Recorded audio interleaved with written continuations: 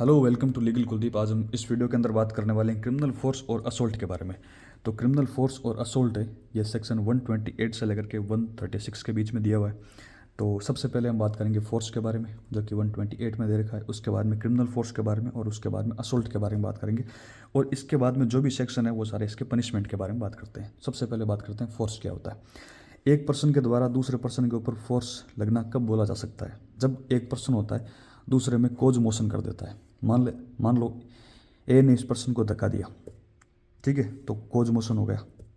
Change in motion, मान लो कोई person दौड़ रहा है, ठीक है, तो मान लो 5 किलोमीटर प्रति घंटा की रफ्तार से दौड़ रहा है, लेकिन वो 3 किलोमीटर प्रति घंटा रफ्तार से हो गया। मतलब उसकी मोशन में एक वो चेंज हो गया। पहले जिस रफ्तार से दौड़ रहा था वो उस रफ्तार से नहीं दौड़ रहा है, क्योंकि इस पर्सन ने कुछ कर दिया है, ठीक है।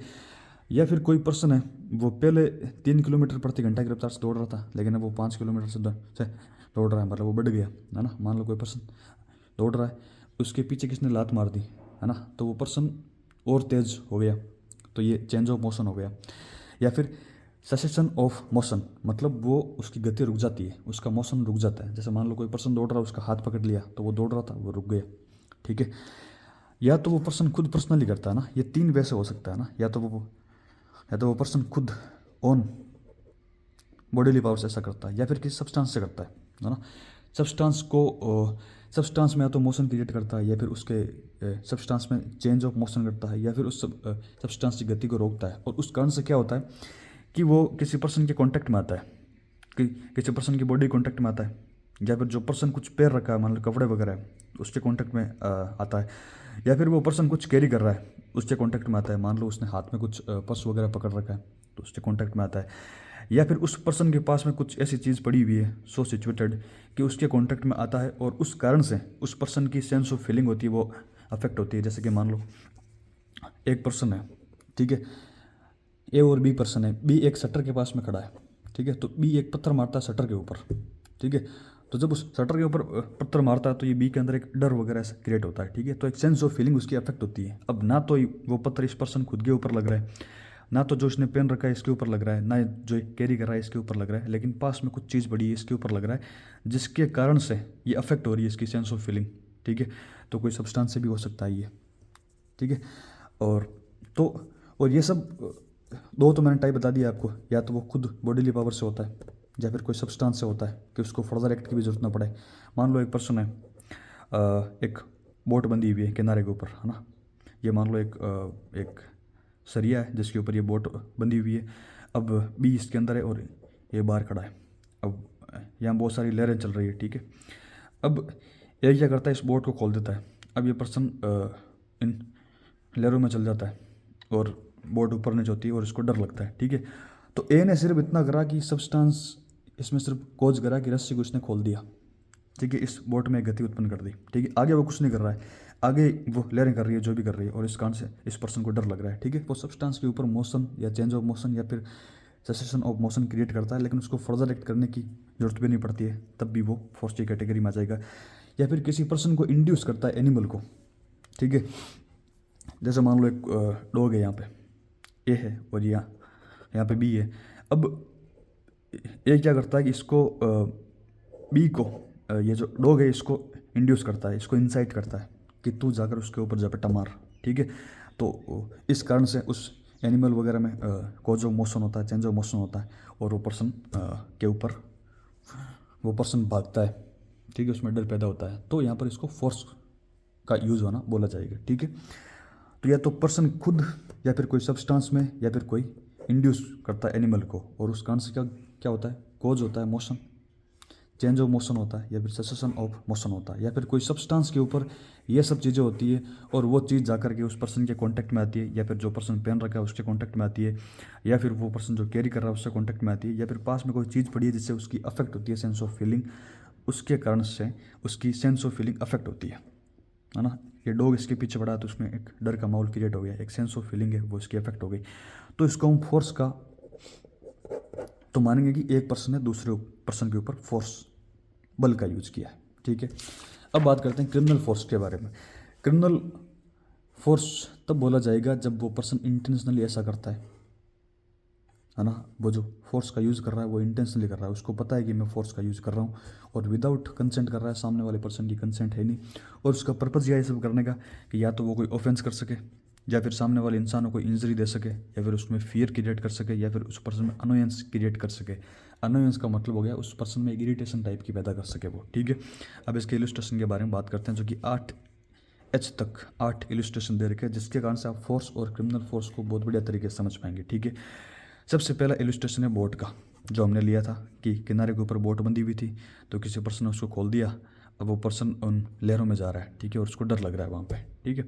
तो इंटेंशनली वो वहाँ पर फोर्स यूज़ कर रहा है, ठीक है, वो रस्सी को खोल रहा है, और उस पर्सन की विदाउट कंसेंट कर रहा है। वो क्यों कर रहा है? कि उस पर्सन को फियर हो, उसका इंटेंशन ये है, तो वहाँ पर उसने क्रिमिनल फोर्स का यूज़ कर दिया। बी बात करते हैं, चैरियट वाला एग्जाम्पल है। इसमें क्या होता है कि एक पर्सन होता है, वो किसी रथ में जा रहा होता है, ये रथ है और ये मान लो 2 घोड़े हैं, ठीक है, ये बी बैठा हुआ है इसके अंदर। ए क्या करता है, उन घोड़ों के ऊपर मारता है ना, लेसेस, उनके ऊपर चाबुक मारता है, जिस कारण से ये घोड़े दौड़ने लगते हैं, ठीक है, और इस पर्सन में एक फियर क्रिएट होता है, ठीक है, एक इंटेंशनली वो घोड़ों के ऊपर इंड्यूस कर रहा है उस एनिमल को, जैसे फोर्स में देखा था ना कि इंड्यूस कर रहा है एनिमल को, तो उन एनिमल को इंड्यूस कर रहा है, जिस कारण से क्या हो रहा है, विदाउट कंसेंट कर रहा है, और उसको फियर या फिर अनोयंस हो रहा है इस बी को, तो इस यहाँ पर एक क्रिमिनल फोर्स का यूज़ कर रहा है। सी वाला एग्जाम्पल, एक पर्सन है वो पालकी के अंदर बैठा हुआ है, ठीक है, पालकी के अंदर बैठा है और वो पालकी चल रही है, ठीक है। अब कोई पर्सन आता है और पालकी के इस डंडे को पकड़ के पालकी को रोक देता है, और उसका पर्पज़ क्या है कि इसको रोब करना है ना, तो यहाँ पर क्रिमिनल फोर्स का यूज़ होना मान जाएगा, क्योंकि इंटेंशनली वो फोर्स का यूज़ कर रहा है, विदाउट कंसेंट कर रहा है, और कोई ऑफेंस करने के लिए वहाँ पर कर रहा है, तो यहाँ पर क्रिमिनल फोर्स का यूज़ हो रहा है, ठीक है।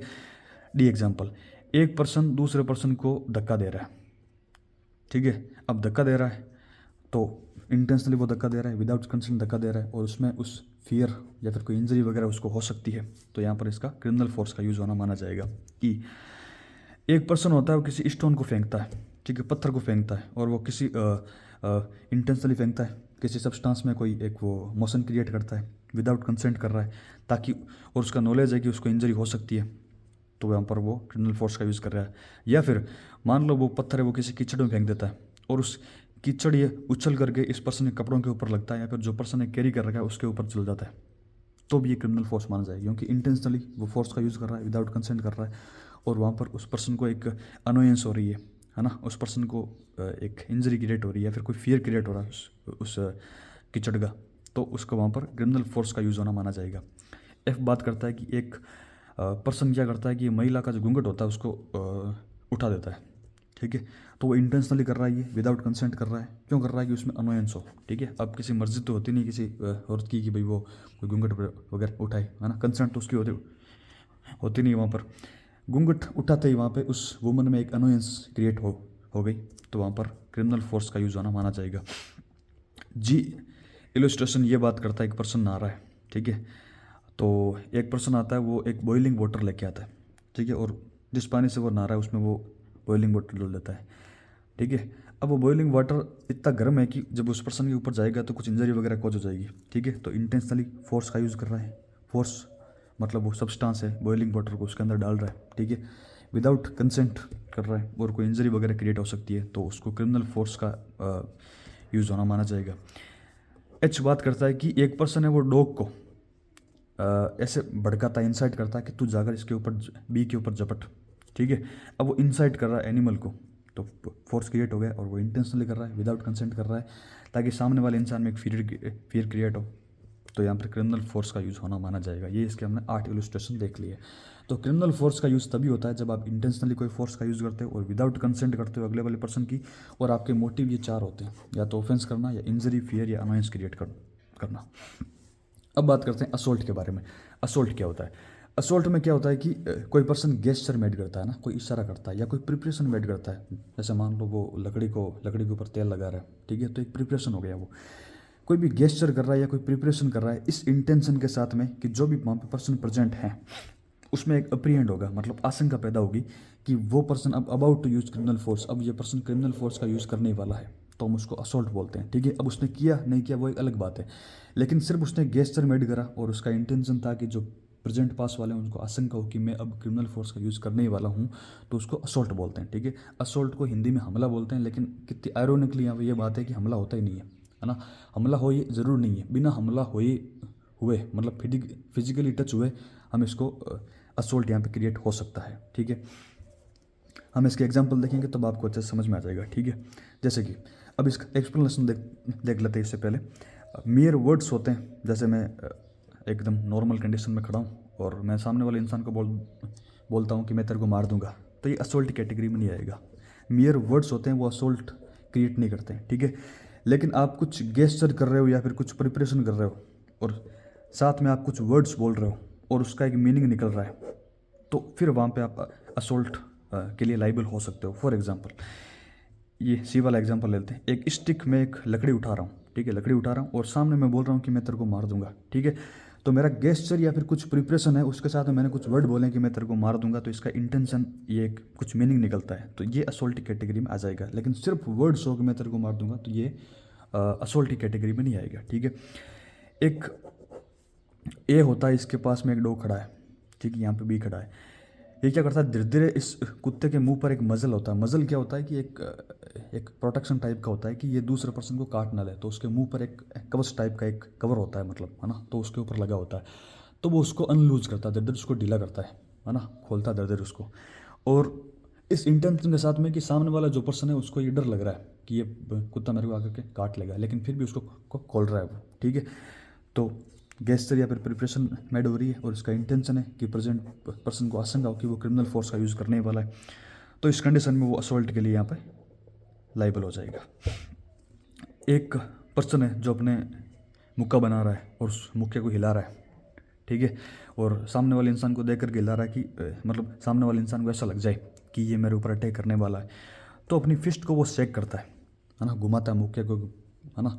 तो इससे एक आशंका पैदा होती है कि यह पर्सन क्रिमिनल फोर्स का यूज़ करने वाला है, तो यहाँ पर भी एक असोल्ट का यूज़ होना माना जाएगा, ठीक है। तो ये हो गया असोल्ट और हमने इसके इलस्ट्रेशन भी हमने देख लिए। अब बात करते हैं इसके पनिशमेंट के बारे में। जो कोई भी पर्सन असोल्ट करता है या फिर क्रिमिनल फोर्स का यूज़ करता है, ठीक है, तो उसके लिए क्या पनिशमेंट है, और वो ग्रेव और सडन प्रोवोकेशन में नहीं होना चाहिए, ठीक है, क्योंकि ग्रेव और सडन प्रोवोकेशन का एक अलग पनिशमेंट का सेक्शन दे रखा है। तो वो कोई प्रोवोकेशन में आकर किसी के ऊपर असोल्ट या फिर क्रिमिनल फोर्स का यूज़ नहीं कर रहा है, वो नॉर्मली किसी के ऊपर असोल्ट या क्रिमिनल फोर्स का यूज़ कर रहा है, तो इस कंडीशन में उसको इम्प्रिजनमेंट हो सकती है 3 महीने तक की, या फिर फाइन जो कि 1000 रुपये तक का हो सकता है, या फिर दोनों भी हो सकते हैं इस पर्सन को, ठीक है। अब ग्रेव एंड सडन प्रोवोकेशन में यदि वो पर्सन करता है तो उसकी एक अलग पनिशमेंट है, ठीक है। लेकिन वो ग्रेव और सडन प्रोवोकेशन का जो का बेनिफिट मिलता है किसी पर्सन को, ठीक है, उसको पनिशमेंट वगैरह कब मिलती है, तो उसको बेनिफिट कब मिलेगा, ये जो प्रोवोकेशन का, ये उसको तभी मिलेगा जब किसी उसको एक्चुअली में कोई ग्रेव या फिर सडन प्रोवोकेशन हुआ है, ठीक है। तो ग्रेव एंड सडन प्रोवोकेशन में ये 3 बातें नहीं होनी चाहिए। यदि ये 3 बातें हो गई तो आपको ग्रेव एंड सडन प्रोवोकेशन का बेनिफिट नहीं मिलेगा और आप इस सेक्शन 131 में आप पनिशमेंट मिल जाएंगे, है ना। तो कौन कौन सी बातें ध्यान में रखनी होती है उसमें, कि आपने खुद वो वॉलंटरी प्रोवोकेशन नहीं लिया होना चाहिए एज ए एक्सक्यूज़, है ना। आपको पता है कि मैं जाके कुछ सामने वाले इंसान को बोलूँगा, तो वो सामने वाला कुछ इंसान वापस बोलेगा मेरे को, तो मैं उसको एज ए एक्सक्यूज़ यूज़ करके, एज ए एक्सक्यूज़ उस चीज़ को यूज़ करके मैं सामने वाले इंसान को असोल्ट कर दूंगा या फिर क्रिमिनल फोर्स का यूज़ कर दूंगा, ठीक है। तो वो वॉलंटरी नहीं होना चाहिए, ठीक है, वो रैंडमली हो रहा है, सडन हो रहा है और ग्रेव प्रोवोकेशन हो रहा है, ठीक है, तो वो वॉलंटरी नहीं होना चाहिए। दूसरा, कोई पब्लिक सर्वेंट है, अपना कोई पब्लिक ड्यूटी कर रहा है, ठीक है, मान लो पुलिस वाला आपको पकड़ रहा है, ठीक है, वो अपनी ड्यूटी कर रहा है, तब आप उसके ऊपर क्रिमिनल फोर्स का यूज़ नहीं कर सकते क्योंकि वो एक पब्लिक सर्वेंट है और अपनी ड्यूटी कर रहा है, ठीक है। अब आप उस चीज़ से प्रोवोक नहीं हो सकते हैं कि ये जो पर्सन है पब्लिक सर्वेंट, ये मेरे को अरेस्ट कर रहा है, वो अपनी ड्यूटी कर रहा है, ठीक है। कोई पर्सन है वो अपनी प्राइवेट डिफेंस में एक्ट कर रहा है, मान लो आपने आप किसी को पीट रहे हो, ठीक है। अब वो सामने वाला इंसान अपने आप को बचाने के लिए आपको धक्का देता है, ठीक है, तो आप उस चीज़ से प्रोवोक नहीं हो सकते हो कि उस इंसान ने मेरे को धक्का दिया, उसने धक्का प्राइवेट डिफेंस में दिया आपने, ठीक है। तो उसका आप एक्सक्यूज़ लेके उसके ऊपर आप यदि क्रिमिनल फोर्स का यूज़ करते हो तो आपका वो प्रोवोकेशन का आपको बेनिफिट नहीं मिलेगा, ठीक है। तो पर्सन ग्रेव और सडन प्रोवोकेशन उसके ऊपर नहीं होना चाहिए, ठीक है, और तब वो नॉर्मली किसी के ऊपर असोल्ट या फिर क्रिमिनल फोर्स का यूज़ करता है तो उसके लिए ये पनिशमेंट है, और बेनिफिट उसको लेने के लिए ये 3 चीज़ें वहाँ पर चीज़ें नहीं होनी चाहिए, ठीक है। और इसका एक्सप्लेनेशन नंबर 2 ये बात करता है कि ये क्वेश्चन ऑफ फैक्ट है कि वो जो ग्रेव और सडन प्रोवोकेशन था या फिर नहीं था, ठीक है। अब एक छोटी सी बात पर सब इंसान को अलग अलग तरीके से गुस्सा आ सकता है, ठीक है, लेकिन एक नॉर्मल सी बात है ना, उस उस बात पर किसी नॉर्मल इंसान को गुस्सा नहीं आना चाहिए, लेकिन उस पर्सन को आ गया, तो ये क्वेश्चन ऑफ फैक्ट है कि वो इतना सडन या फिर ग्रेव था या नहीं था, है ना। वो वहाँ के जो फैक्ट वगैरह देख के, वहाँ के जो सिचुएशन देख के, सर्कमस्टांस देख के ये कोर्ट डिसाइड करता है कि वो सडन और ग्रेव प्रोवोकेशन था या फिर नहीं था। अब बात करते हैं सेक्शन 132 के बारे में। सेक्शन 132 ये बात करता है कि जब कोई असोल्ट और क्रिमिनल फोर्स का यूज किया जाता है किसी पब्लिक सर्वेंट को डिटर करने के लिए, उसको रोकने के लिए कि वो अपनी ड्यूटी ना करे, तो उस कंडीशन में पब्लिक सर्वेंट को रोकना कि वो अपनी ड्यूटी ना करे, और उसके लिए असोल्ट और क्रिमिनल फोर्स का यूज़ करना, उसके लिए इम्प्रिजनमेंट जो कि 2 साल तक की हो सकती है, फाइन हो सकता है, और दोनों भी हो सकते हैं।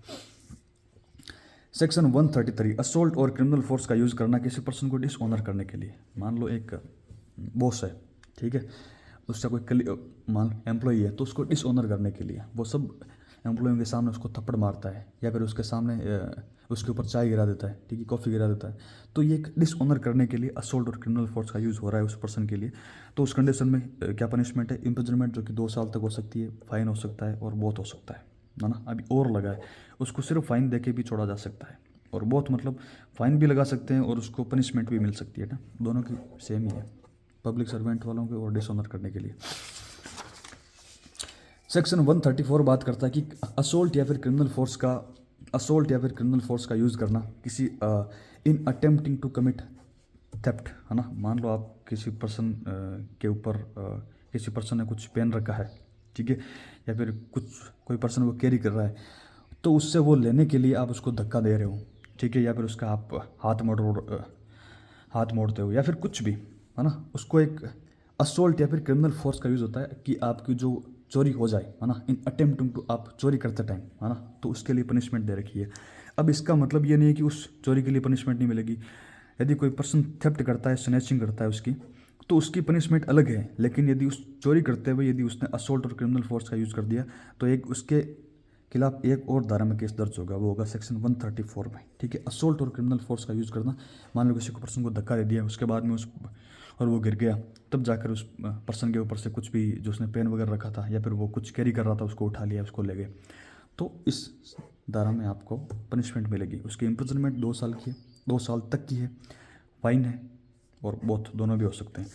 सेक्शन 135 ये बात करता है कि असोल्ट और क्रिमिनल फोर्स का यूज़ होता है किसी पर्सन को रॉन्गफुली कन्फाइन करने के लिए, किसी पर्सन को रॉन्गफुली कन्फाइन करने के लिए ना। मान लो कोई पर्सन को आपको कन्फाइन करना है ना, एक जगह पे आपको कमरे में बंद करना है, ठीक है, तो उस पर्सन को मान लो धक्का दे दिया उस कमरे में, और वो कमरे में चला गया, ठीक है, या थप्पड़ मार दिया उसको कि तुम एक जगह पर बैठा रहे, ठीक है, तो असोल्ट या क्रिमिनल फोर्स का यूज़ करना, रॉन्गफुली कन्फाइनमेंट। अब किसी पर्सन को रॉन्गफुल कन्फाइन करने के लिए पनिशमेंट उसको मिलेगी, वो अलग चीज़ है, लेकिन वो रॉन्गफुल कन्फाइन करने के लिए असोल्ट या फिर क्रिमिनल फोर्स का यूज़ करता है, तो उसकी एक पनिशमेंट अलग है, वो है इम्प्रिजनमेंट, जो कि 1 साल तक भी हो सकती है, साथ में फाइन भी, और बहुत दोनों हो सकते हैं।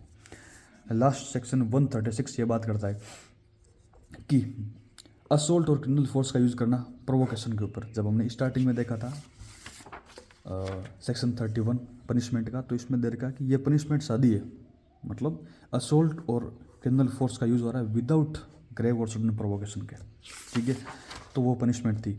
लेकिन मान लो सामने वाले इंसान ने उसको भड़काया है ना, तब वो प्रोवोक हो गया, तब जाकर उसने उस पर्सन के ऊपर असोल्ट या क्रिमिनल फोर्स का यूज़ किया है, तो यहाँ पर बेनिफिट मिलता है, उस पर्सन को सिंपल इम्प्रिजनमेंट मिलेगी। सिंपल का मतलब होता है कि उसको कुछ काम करना नहीं पड़ेगा, है ना। बाकी सब में क्या था कि आइदर डिस्क्रिप्शन की, उसमें सिंपल आपको मिल भी सकती है और आपको रिग्रेस भी मिल सकती है, जबकि यहाँ पे सिंपल इम्प्रिजनमेंट है कि आपको सिर्फ जेल में रहना है, ठीक है। रिग्रेस में क्या होता है कि रहने के साथ में वहाँ पर काम भी करना होता है। सिंपल इम्प्रिजनमेंट जो कि 1 महीने तक एक्सटेंड हो सकती है, या फिर सिर्फ फाइन जो कि 5,000 रुपये तक का हो सकता है, या फिर दोनों ही हो सकते हैं यदि आपने प्रोवोकेशन के ऊपर क्रिमिनल फोर्स या असोल्ट का यूज़ किया है तो ये क्रिमिनल फोर्स और असोल्ट और इसके पनिशमेंट कंप्लीट हो गए। आईपीसी के बारे में यदि आपको कोई सा भी वीडियो देखना है तो आप प्लेलिस्ट में जाकर के चेक कर सकते हैं, आपको सारे के सारे वीडियो अवेलेबल वहाँ पे मिल जाएंगे। Thank you very much.